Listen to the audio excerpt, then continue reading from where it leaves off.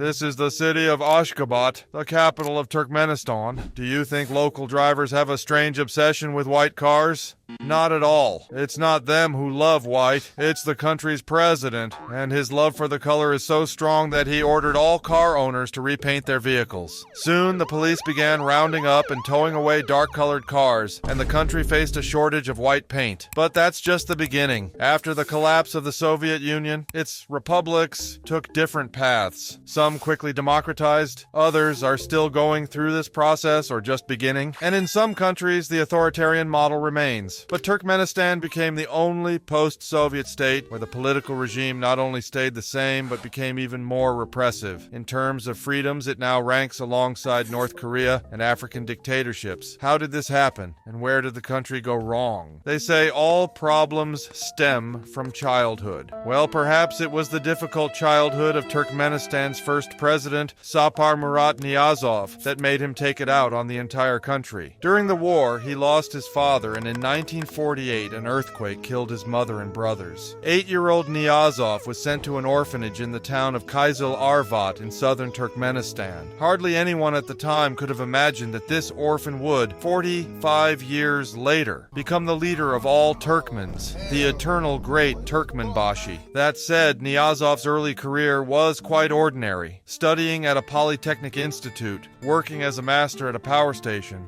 moving into party organs, and gradually climbing the bureaucratic ladder to become first secretary and chairman of the Council of Ministers, a fairly standard biography for any high-ranking Soviet official. Turkmenistan was not much different from other Soviet republics, and Niyazov was no different from their leaders. But when the parade of sovereignties began and Turkmenistan, for the first time in its history, became an independent state, Niyazov decided that his moment of glory had arrived. Even before the collapse of the Soviet Union, he had learned perfectly well how to win elections the right way. Just make sure they're uncontested. So, on October 27th, 1990, the result was 98.4%, and the president of what was still the Turkmen Soviet Socialist Republic became the only candidate, Sapar Murat Niyazov. A year and a half later, in an already independent country, he decided to secure this success, and on June 21st, 1992, he was re-elected president, this time with 99.5% of the vote. Once again, there were no other candidates, so voters didn't have to stress over whom to choose. After that, they got rid of the formality of elections altogether. Niyazov's term was simply extended until 2002, and then they just proposed making him president for life. Of course, ruling for decades wasn't unheard of in the former USSR. It was practically the norm. Nothing surprising there. But while other post-Soviet leaders at least pretended to be democratic, Niyazov went completely off the rails, and almost immediately, in 1993, just a year after the elections, he was proclaimed, no more no less, the leader of all Turkmens worldwide. Later, this title evolved into Turkmenbashi the Great, and just a year after that, he nearly declared himself Shah. But that wasn't enough for Niyazov. That same year, he renamed the city of Krasnovodsk and the Krasnovodsk Bay in the Caspian Sea after himself. Later, he also named the highest mountain peak in Turkmenistan after himself. And of course, countless streets were given the titles of Turkmenbashi and his relatives, while the rest were simply numbered, to eliminate competition. They even named a vodka and a toilet water after him, but for some reason, they never named a toilet paper after Turkmenbashi. Niyazov really liked the idea of renaming things. After he was done with cities and natural landmarks, he moved on to the calendar, giving new names to all the months and days of the week. January became Turkmenbashi, and April was named after his mother. Now that's what you call a grateful son. Even Turkmenbashi's horse didn't go unnoticed. Though he wasn't named after it, something even bigger happened.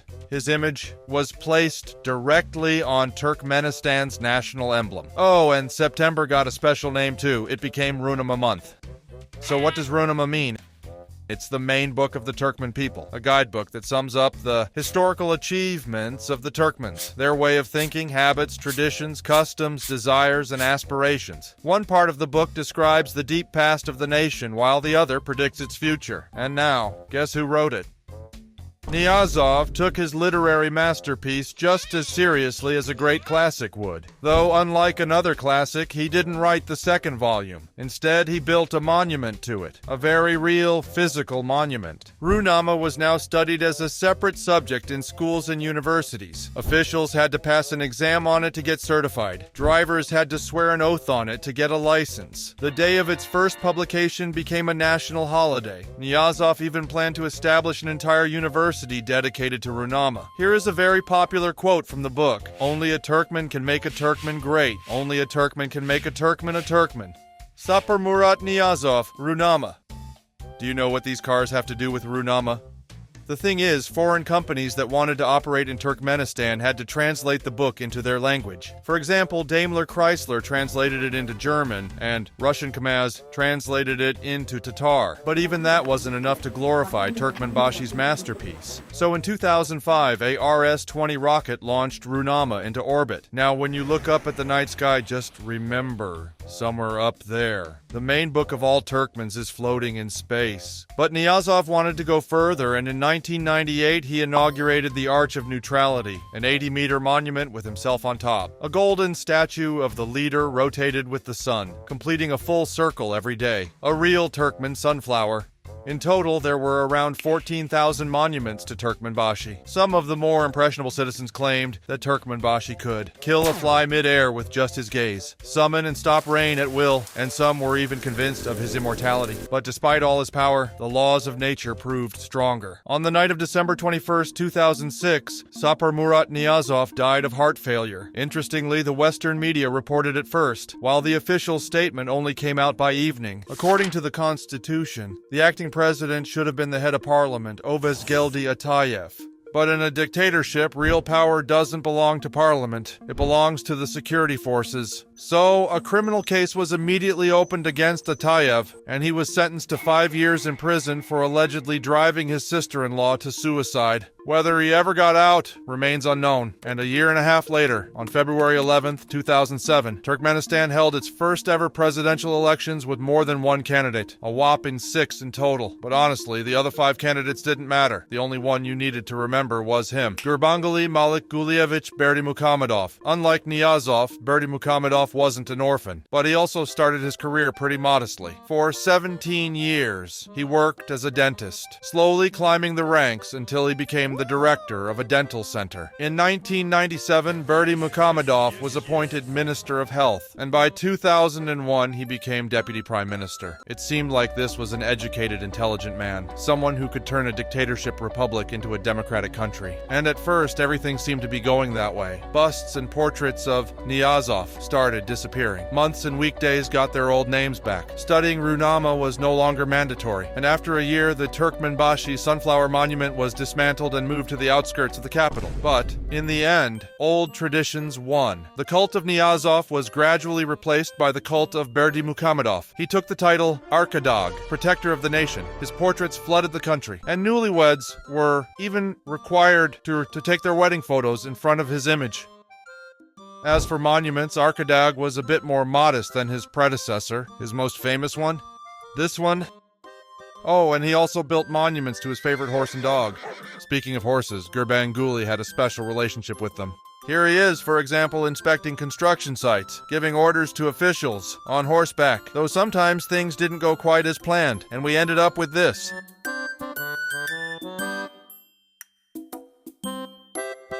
Apparently, Arkadag's horse wasn't properly instructed on who it was carrying. Either way, so far the only revolutionary in Turkmenistan brave enough to make an attempt on Arkadag's power was a horse. But everything ended fine, even though the president was taken away in an ambulance. That didn't stop him from winning the race and taking home the $11 million prize. Remember Ruhnama? For Berdimuhamedov, one book just wasn't enough. He needed to surpass his predecessor. And so, he started pumping out multiple books a year. His bibliography now includes over 50 bestsellers on a wide range of topics, not just Turkmenistan, but also tea, health, medicinal herbs, sports, racehorses, music. Basically, an expert on everything.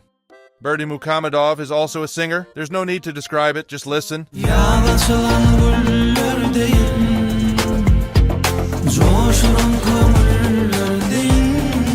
What can we say? A talented man is talented in everything. It's probably in my genes.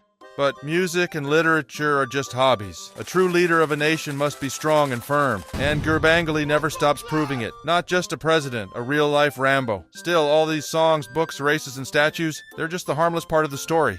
The real part?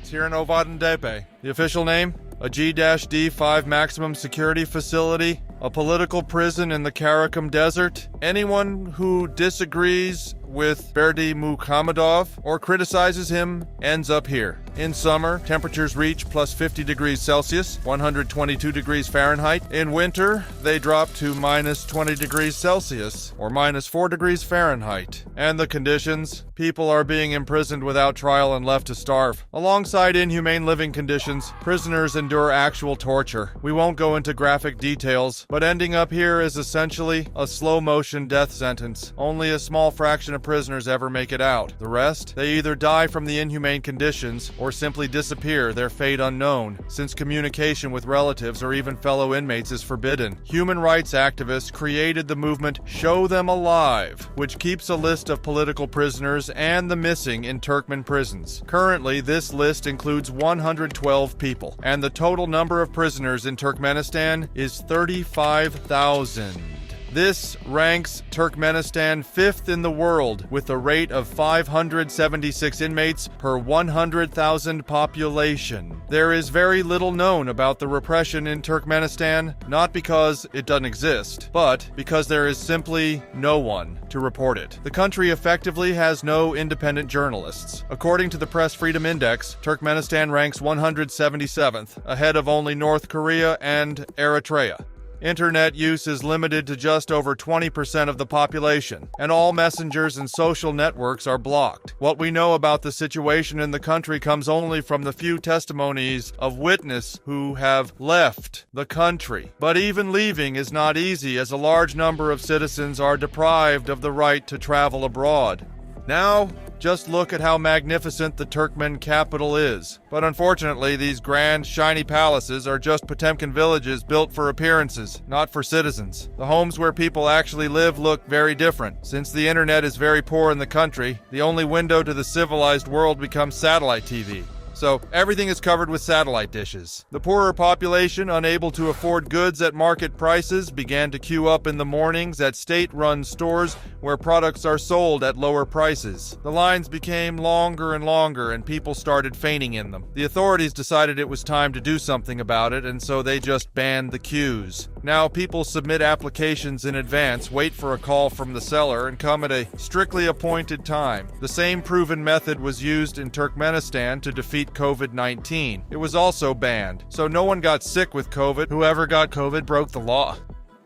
No, seriously.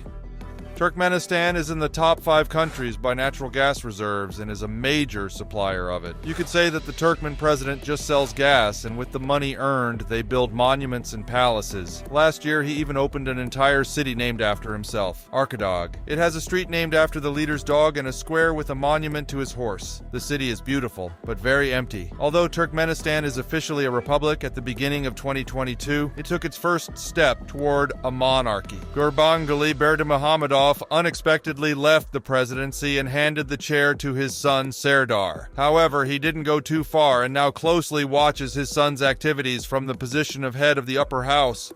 Serdar Berdimuhamedov is 42 years old. He has worked in Moscow and Geneva and received his education there. A young and educated leader could inspire hope that reforms would finally begin, but that wasn't the case. Not only did he not revoke his father's absurd decisions, but he also added his own. This time, Turkmen women were the target. Now they are prohibited from using cosmetics, doing manicures, dyeing their hair, and even sitting in the front seat of a car. In general, judging by everything, the son followed in his father's footsteps, and considering his young age for a president, he will hold his position for a very long time. Therefore, there's not much hope for Turkmenistan to become a modern democratic country in the coming years, and it will remain an absurd dictatorship. Love you guys. Thanks a lot for watching. Please like and subscribe. I'm tired again. Bye.